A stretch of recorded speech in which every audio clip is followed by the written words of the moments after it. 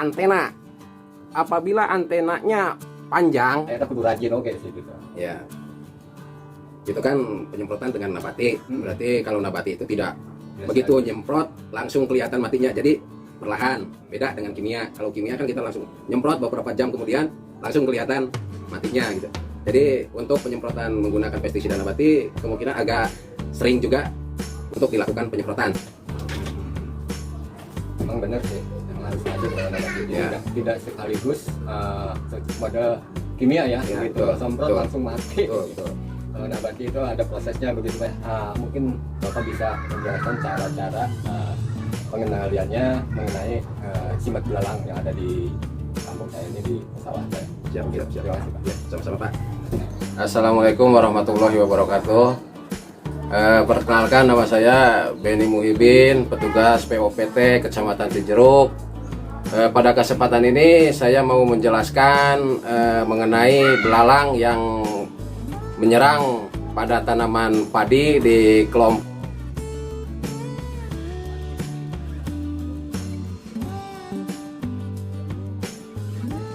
permasalahan. Kita harus mengetahui jenis belalang. Belalang itu dibedakan menjadi beberapa spesies atau jenis, di mana belalang itu ada yang termasuk musuh alami dan ada yang termasuk hama. Nah, yang bagian hama ini yang harus dikendalikan. Bagaimana cara membedakan belalang yang termasuk musuh alami dan termasuk hama? Yaitu bisa diketahui secara langsung. Perbedaan itu dapat terlihat melalui jenis antena.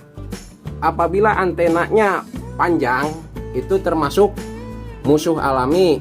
Itu teman kita di lapangan supaya bisa mengendalikan hama yang lain. Terus yang sejenis hama itu antenanya pendek. Nah, yang ini harus dikendalikan. Biasanya ini memakan daun-daun muda ataupun yang tua. Apabila serangannya hebat, ini bisa memakan sampai tulang daun. Terus ada juga menggunakan pestisida nabati. Pestisida nabati biasanya menggunakan ramuan bikin sendiri dengan memanfaatkan bahan-bahan yang mudah didapat. Pestisida nabati dibuat dalam bahan alami sehingga ramah lingkungan. Jadi Anda tidak perlu khawatir lagi dengan pencemaran lingkungan yang ditimbulkan oleh pestisida. Anda gunakan sebagai berikut adalah panduannya untuk membuat bahan pestisida nabati. Ya. Untuk alat dan bahan, yang pertama kita siapkan 50 lembar daun sirsak, 1 genggam daun tembakau, 20 gram deterjen bubuk, 20 liter air, saringan, dan semprotan. Untuk cara pembuatannya, tumbuk halus campuran daun sirsak dan daun tembakau. Masukkan hasil tembakau tersebut ke dalam air yang sudah ditempatkan dalam sebuah wadah. Aduk merata hingga tercampur, sambil ditambahkan deterjen secara perlahan-lahan. Endapkan dan diamkan larutan selama semalam sambil ditutup. Saring larutan tersebut dengan menggunakan saringan untuk memisahkan ampas dengan cairan.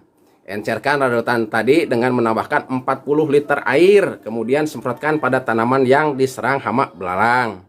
Sebaiknya larutan disemprotkan secara merata, dan akan lebih baik jika penyemprotan dilakukan saat belalang masih kecil sehingga belalang belum bisa terbang menghindari semprotan.